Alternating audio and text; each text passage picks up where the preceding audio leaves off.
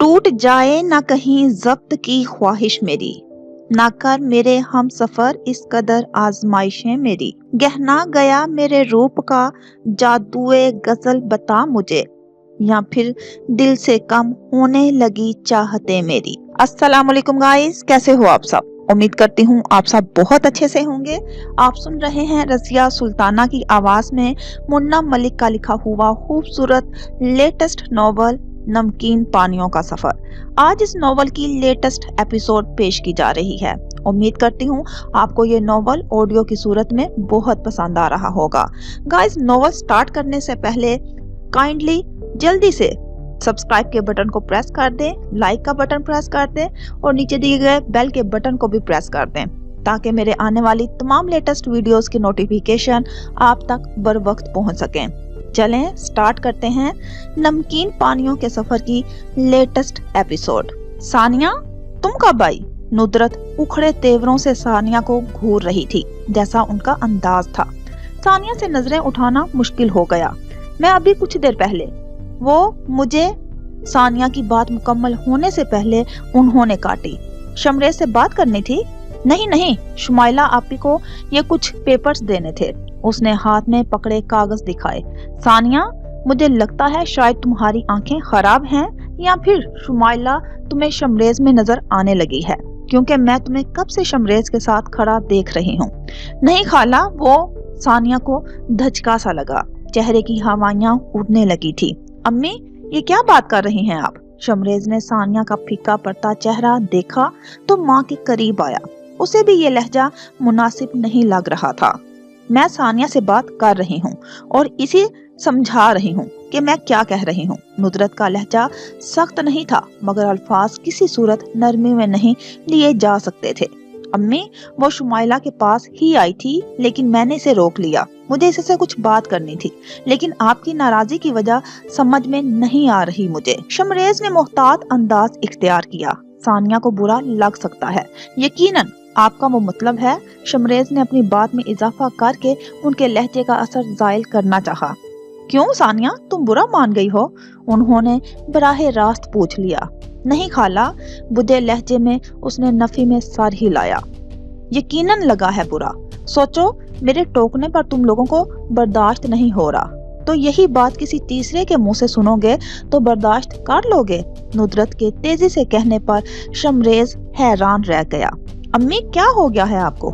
इतनी बड़ी बात तो नहीं है ये। शमरेज हैरत ज़दा था। सानिया मुजरम सी बन गई। देखो शमरेज, तुम लोग अभी बच्चे हो।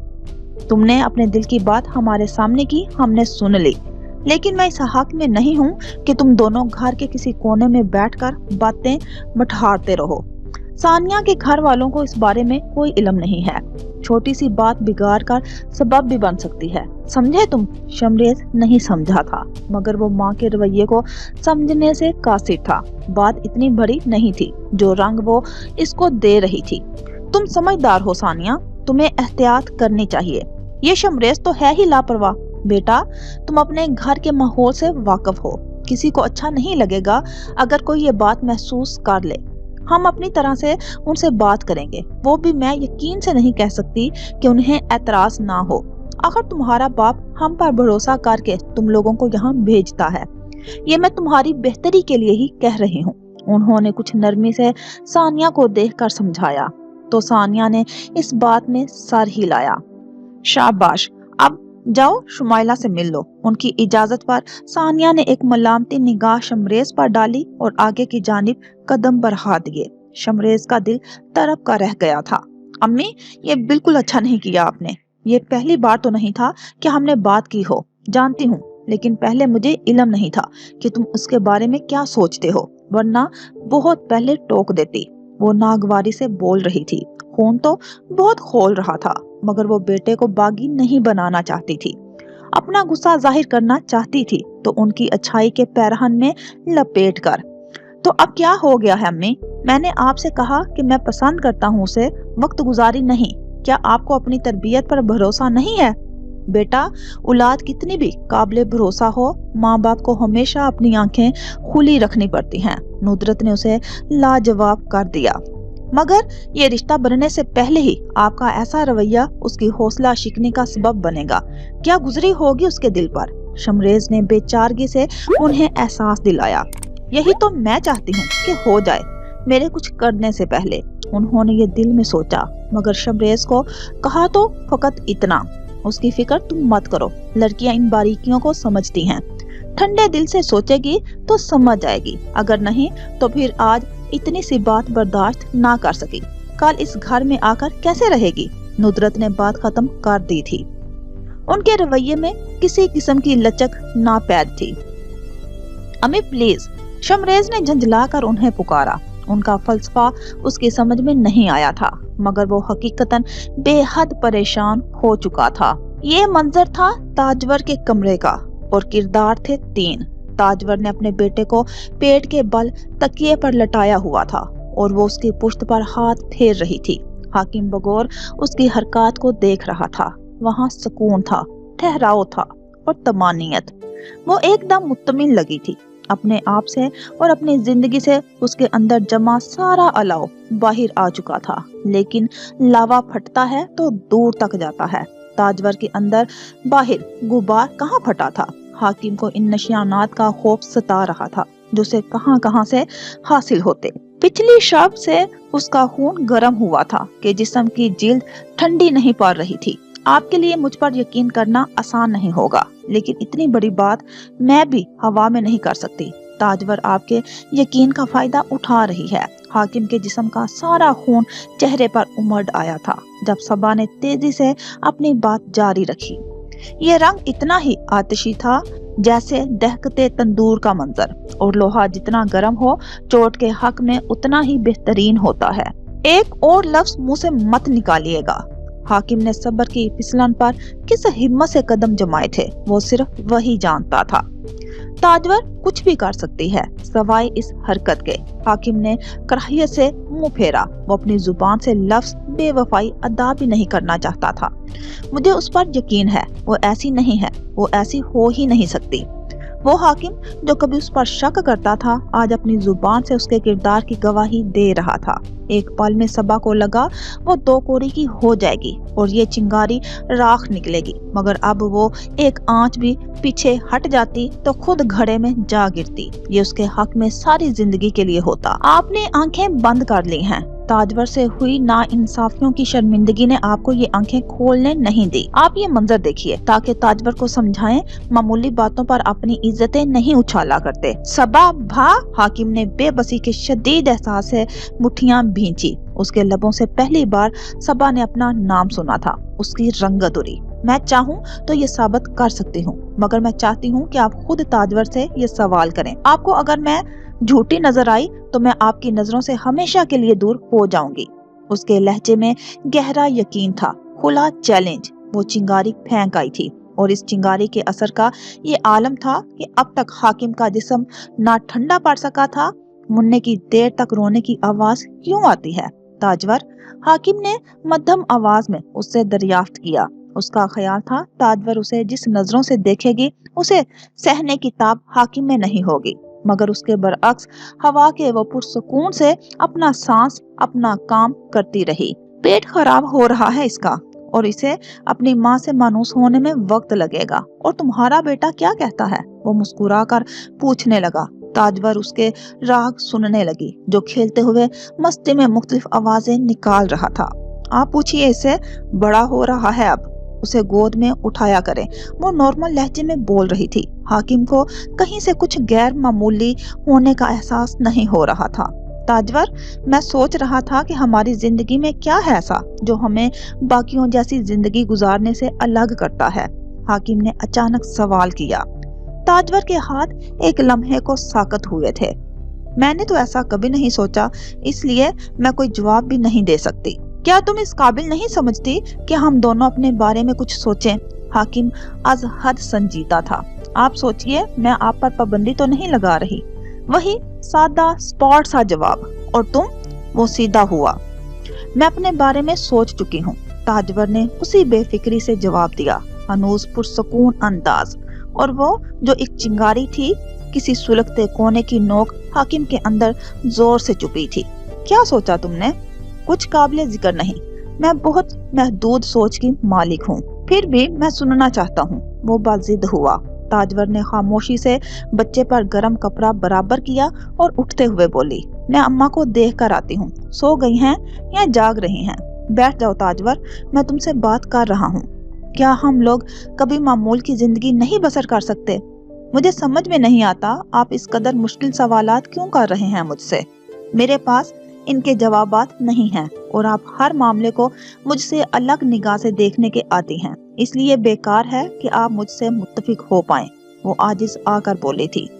हाकिम को भी उसके जख्मों को कुरेद कर न जाने क्या हासिल होता था, यानी हम दोनों मुख्तलिफ इंसान हैं। उसने फिर सवाल पूछा, हर इंसान दूसरे से मुख्तलिफ होता है, इसमें कोई अनोखी बात नहीं, लेकिन एक दूसरे को समझने के लिए, उसका साथ देने के लिए अपने अंदर कदरे लचक, कुछ बर्दाश्त का मादा और थोड़ी सी जगह रखनी पड़ती है, ताकि कहीं ना कहीं उनकी सोचों की डोर मिल जाए। हर दफा ये डोर कट ना जाए। ताजवर ने बहुत मजबूर होकर ये जवाब दिया था, वरना हाकिम के सवाल खत्म नहीं होने वाले थे। फिर उसका गुस्सा और चिड़चिड़ापन, तुम्हारे मुताबिक मेरे अंदर इन चीजों की कमी है?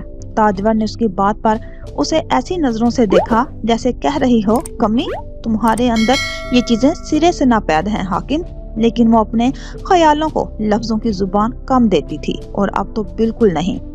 मैंने ऐसा कुछ नहीं कहा। आप ये सारे सवाल अपने बारे में कर रहे हैं तो बिल्कुल गलत हैं। मैं नहीं समझती कि इस सब की अब कोई जरूरत है। ताजवर का लहजा दो टोक था। जज्बात से आरी हाकिम पर झंझलाहट सवार होने लगी। तुम इतनी सर्द मोहरी का मुजाहिरा कैसे कर सकती हो? तुम चाहती हो हमारी सारी जिंदगी ऐसे गुजरे? जिंदगी? ताजवर के लबों से अजीब अंदाज में अदा हुआ। फिर वो अपने तलफ्फुज पर हंस पड़ी। पता नहीं जिंदगी क्या होती है, जो मिली है वो, या फिर वो जो अभी मिली ही नहीं। तुम्हारे अंदर बहुत हट धर्मी है जो तुम्हें कभी खुश नहीं रहने देगी। धीरे धीरे उसके अंदर का गुस्सा बाहर आने लगा। इसमें आने वाली तब्दीलियां गायब होने लगी। ये बात तो आप मुझे हमेशा से बताते आ रहे हैं, लेकिन मैं आपको बताऊं कि मैं अब खुश हूँ, मुझे कोई गम नहीं। उसने खुद से एतराफ कर लिया। हाकिम के कानों में आवाज गूंजी, वो आपसे बेवफाई कर रही है, उसे किसी बात की परवाह नहीं। तो रहो फिर खुश इसी जिंदगी के साथ। लेकिन मैं तुम्हें बता रहा हूँ ताजवर, तुम्हारे बारे में मुझे कुछ ऐसे पता चला जो मुझे नहीं चलना चाहिए, तो वो अच्छा नहीं होगा। हाकिम ने संगीन लहजे में उसे तंबीहा की। ताजवर ऐसे खड़ी हो गई जैसे उसकी बात उड़ा दी हो। इस बारे में मैं क्या कर सकती हूँ? आपको तो कभी भी कुछ भी बुरा लग सकता है। मैं तुम्हारे इस मैतमेनान की बात कर रहा हूँ जो तुमने 2 दिन से न जाने कहां से आ गया है। हाकिम ने बिला आखिर तीर फेंका और उस निशाने को देखा जहां जाकर लगता था। ताजवर का जवाब फकत एक फीकी सी मुस्कुराहट था। अम्मा को देख कर आती हूँ, वो मुड़ी। तुम कल कहीं गई थी या कोई तुम्हारे पास आया था? ताजवर ने अपने अकब से सुना और उसके बढ़ते कदम ठिठके, और उसका ठिठकना हाकिम के दिल में तराजू हुआ। वो जाते जाते पलटी और पूरे एतमाद से जवाब दिया, मैंने सहारे लेने छोड़ दिए हैं हाकिम। ये सहारे सवाए धोखे के कुछ नहीं देते। मैं किसी से मिलूं या कोई मुझसे, इससे ना मेरी सेहत पर कोई असर पड़ेगा ना मेरी जिंदगी पर। ताजवर ने उसकी आंखों में देखते हुए जवाब दिया था। कोई लड़खड़ाहट, कहीं कोई झूठ की लहर या हल्का सा खौफ कुछ भी नहीं था जो हवा बनकर चिंगारी भड़काता।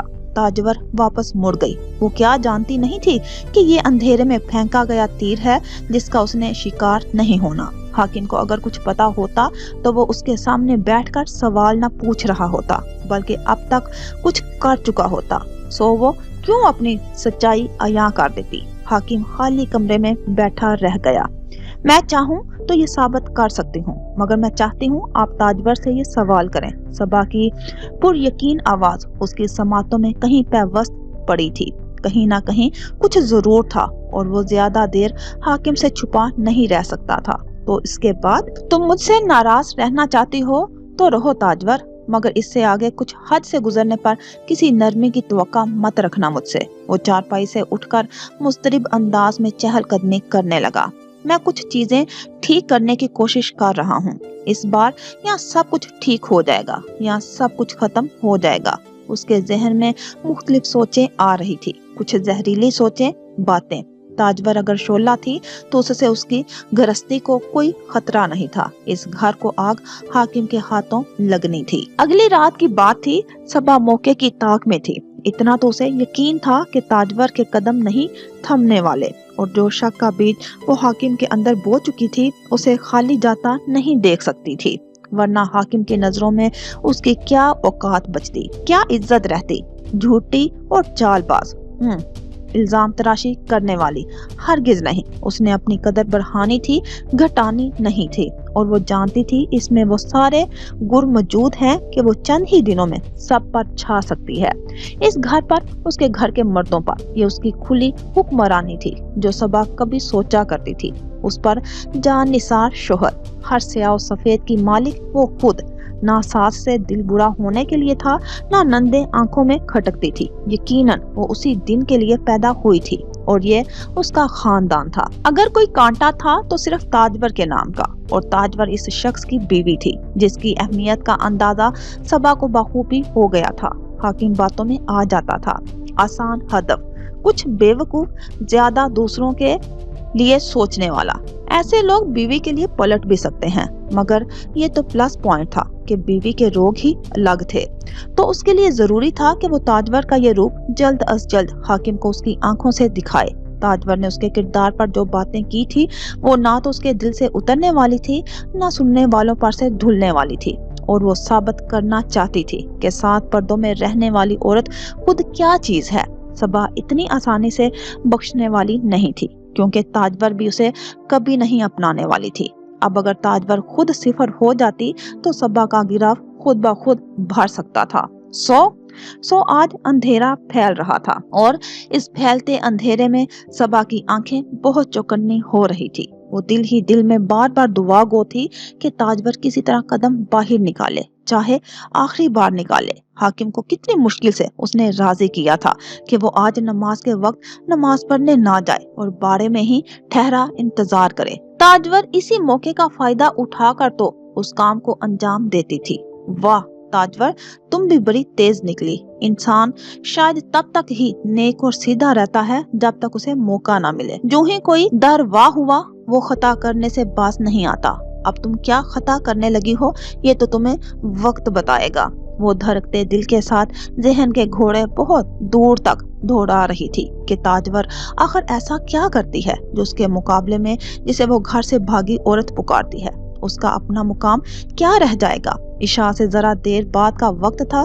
صبا کا انتظار تمام ہوا۔ تاجور حسب معمول باہر نکلی۔ یقیناً وہ اپنے بیٹے کو سلا چکی تھی۔ اس نے حمیدہ کے کمرے میں جھانک کر اپنی تسلی کی اور دروازہ ہلکی سی آواز سے بند کر دیا تھا۔ اپنے دروازے سے آنکھ لگا کر دیکھتی صبا کے جسم پر سنسنی خیز لہریں دوڑ رہی تھی۔ صحن مکمل طور پر تاریک تھا، صرف کمروں میں چراغوں کی زرد سی مری مری روشنی جاگ رہی تھی۔ تاجور اپنا دوپٹہ ٹھیک کرتی ہوئی صحن میں پہنچ چکی تھی۔ صبا نے احتیاط سے دروازہ کھولا۔ اب وہ معمول کے مطابق باہر نکل جاتی، اور صبا نے فوراً حاکم کو باخبر کرنا تھا تاکہ کسی بھی قسم کی دیر یا کوتاہی میں وہ اندھیرے میں گم نہ ہو جائے۔ حاکم یقیناً باڑے میں موجود تھا۔ چند لمحوں کی دیر اور صبا کا منہ کھل گیا۔ اس کے کانوں میں آواز پڑی، مگر یہ آواز دروازہ کھلنے کی نہیں تھی، نلکا چلانے کی تھی۔ تاجور نے نلکے سے پانی پیا اور لیکن نہیں، باہر کی جانب بھرنے کی بجائے اس نے آرام سے وضو کیا اور عشاء کی نماز کی ادائیگی کے لیے دوبارہ اپنے کمرے کی سمت جانے لگی۔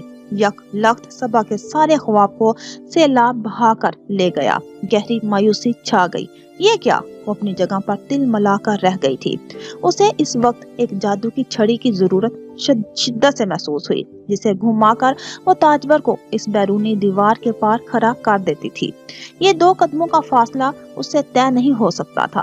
آج شاید تمہاری قسمت اچھی ہے تاجور، یا میں ہی بے وقوف ہوں۔ وہ مٹھیاں بھینچتی ہوئی دانت پیس رہی تھی۔ ساری خوشی خاکستر ہو گئی تھی۔ یقیناً تم ملاقات کی رات طے کر کے آتی ہوگی۔ میں نے ہی جلد بازی کا مظاہرہ کر دیا۔ پھر بھی کب تک؟ لیکن حاکم بھائی، اسے ایک نئی مشکل نے آ گھیرا۔ اب اسے وہ کیا جواز دے گی؟ وہ سچی تھی، مگر سچائی پیشانی پر تو نہیں لکھی ہوتی۔ شکست خوردہ انسان کو ایک ناکامی کے بدلے کتنے ہی محاذ از سر نو فتح کرنے پڑتے ہیں، صبا خان محسوس کر رہی تھی۔ خضر نے یونیورسٹی سے واپسی پر چہکتے لہجے میں شمائلہ کو اپنی آمد کی خوشخبری سنائی تھی۔ اس ویکینڈ پر گاؤں آ رہا ہوں، وہاں تو شہر کی نسبت بہت ٹھنڈ پڑ رہی ہوگی۔ جی بالکل، کیا تمہیں سردیاں پسند نہیں ہیں؟ یہاں تو ہر روز دھند کی پری سرے شام اور صبح کو وارد ہوتی ہے۔ شمائلہ نے اس کی آمد کا سن کر خوش ہو کے جواب دیا، پسند نہیں، سردیاں میرا پہلا عشق ہے، اور دھند کس بے ذوق کو ناپسند ہوگی۔ خضر ڈرائیو کر رہا تھا، مزے سے اس نے بتایا۔ اچھا، اور دوسرا عشق؟ شمائلہ نے شریر لہجے میں پوچھا۔ دوسرے عشق کا نہیں پوچھا، ورنہ بات تیسرے پر پہنچ جاتی ہے۔ ہلکا سا ہنسا۔ باز آ جاؤ خضر تم، شمائلہ نے ہنسی ظاہر کیے بغیر کہا۔ ویسے یہ سرما ہمارے خاص دوست کا بھی دوسرا عشق ہے، شمائلہ نے نام ظاہر کیے بغیر بتایا، اور خضر نام پوچھے بغیر پہچان گیا۔ اور پہلا عشق؟ تمہاری طرح اس نے بھی نہیں بتایا، لیکن ظاہر ہے وہ میں ہوں، وہ فخریہ انداز میں بولی۔ خضر نے ستائشی انداز میں او کو خاصا لمبا کھینچا۔ مجھے اماں جان بہت یاد کر رہی تھی، اس لیے سوچا کہ کفر توڑتے ہیں اور یونیورسٹی سے فارغ ہونے سے پہلے سردیاں بھی انجوائے کر آتے ہیں۔ اچھا، یعنی صرف اماں کی یاد میں آ رہے ہیں جناب، شمائلہ نے معنی خیز انداز میں جتایا، تو خضر کے چہرے کو ایک خوبصورت مسکان نے پر رونق کر دیا۔ ماں کی دعاؤں سے ہی تو اللہ تعالیٰ وہ سبب بناتا ہے جو ہمارے دل کی آرزو ہو۔ شمائلہ سمجھ کر انجان بن گئی اور بالوں کی لٹ سے کھیلتی رہی۔ ویسے میں نے اماں جان سے بات کی تھی، ایک مور مڑتے ہوئے خضر نے مصروف انداز میں آگاہ کیا۔ ہمارے بارے میں؟ شمائلہ کا دل زور سے دھڑکا۔ نہیں، ہمسایوں کے، آف کورس اپنے بارے میں ہی بتانا تھا۔ کیا کہا انہوں نے؟ شمائلہ تجسس سے بے تاب سی ہو گئی تھی۔ میرے پیرنٹس بہت اچھے ہیں، انہوں نے مجھے اپنی پسند کی آزادی دے رکھی ہے، وہ میری پسند سے انکار نہیں کریں گے، اور انہوں نے یہی کہا کہ میری پسند پر یقیناً انہیں بھروسہ ہے۔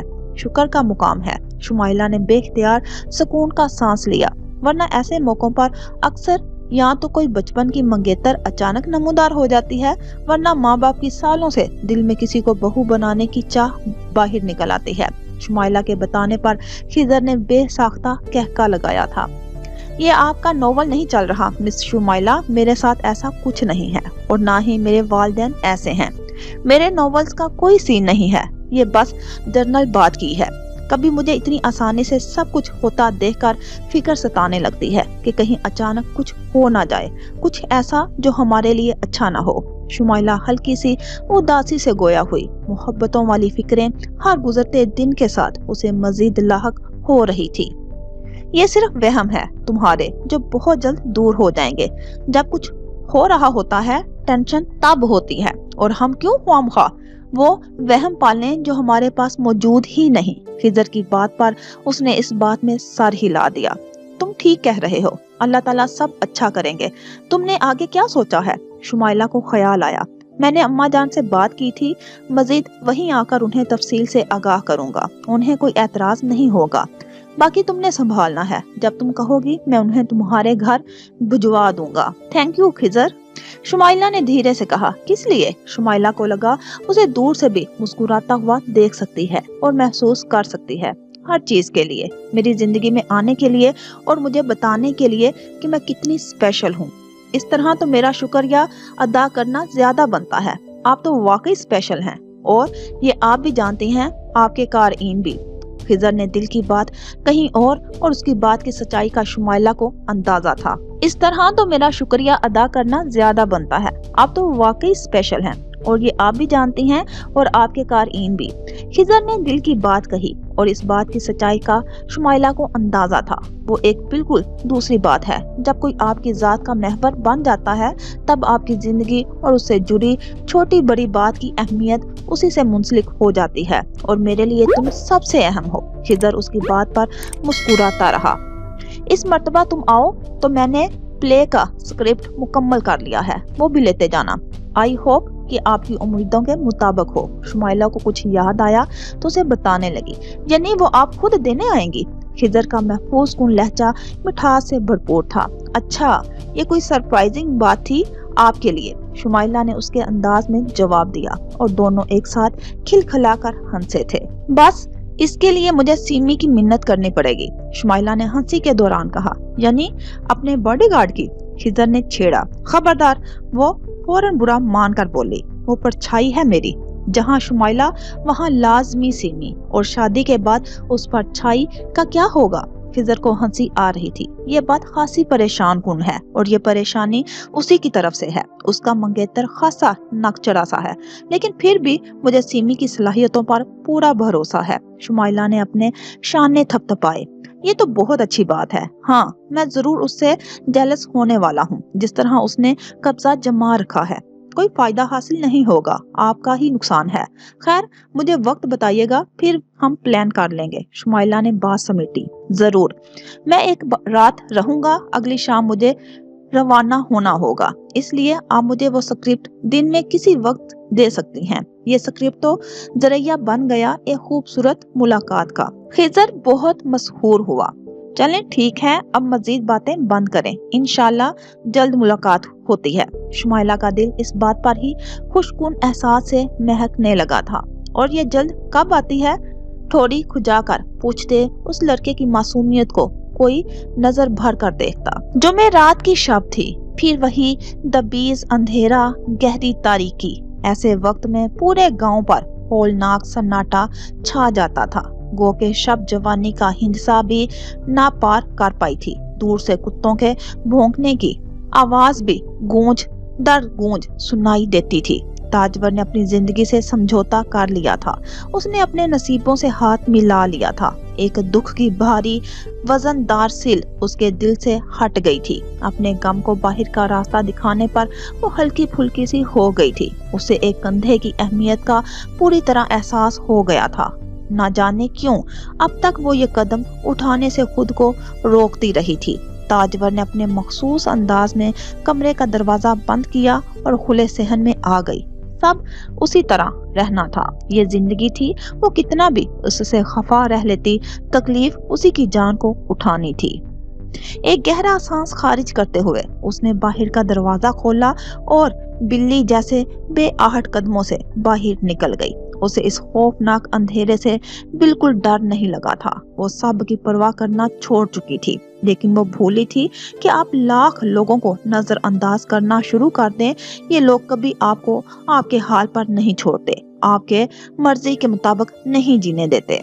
वो रात ताजवर की थी और आज ये रात सबा की थी। ताजवर को बाहर जाता देखकर वो बिजली किसी रफ्तार से ओताह की तरफ भागी थी, और यह देखकर तो उसे पक्का यकीन आ गया कि कुदरत ने उसकी सुन ली थी। हाकिम किसी काम से अंदर आ रहा था। वो नमाज के लिए गया था, मगर वापस आ रहा था। सर्दी बहुत है, मुझे मेरी शॉल दे दो, हाकिम ने अंधेरे में उसे मुखातिब किया। वो यकीनन यही लेने आया था, सबा की दुआओं का समर बनकर। हाकिम भाई, ये मैं हूँ, और आज मेरे पास अपनी बात साबित करने का सबूत मौजूद है। अंधेरे में उसकी आंखें चमक रही थी और सांस बुरी तरह फूला हुआ था। हाकिम ने नागवारी से सामने से निकलना चाहा। मुझे आपकी कोई बात नहीं सुननी। ताजवर, उसने ताजवर को आवाज दी, मगर जवाब खामोशी।